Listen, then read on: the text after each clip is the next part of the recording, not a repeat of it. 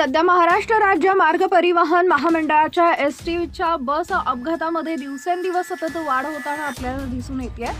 सध्या जालना इथून एक मन हेलावून टाकणारी घटना समोर येते।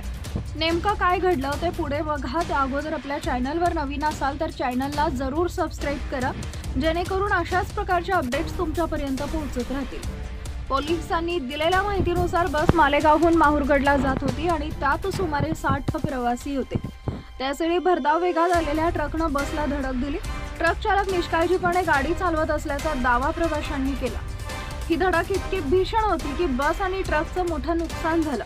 स्थानिक लोक घटनास्थळी पोहोचले आणि त्यांनी बचाव कार्य सुरू केलं आणि बसमध्ये अडकलेल्या प्रवाशांना बाहेर काढलं।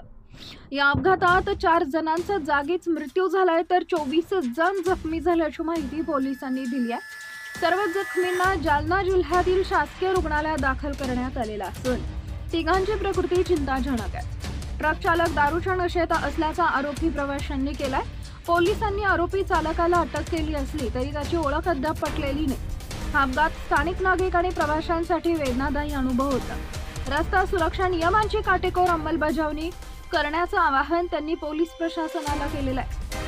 पोलिसांनी गुन्हा दाखल करून तपास सुरू केलेला आहे। अपघाताच्या तपासानंतरच अपघाताच्या कारणाबाबत सविस्तर माहिती समोर येईल असं अधिकाऱ्यांनी सांगितलंय।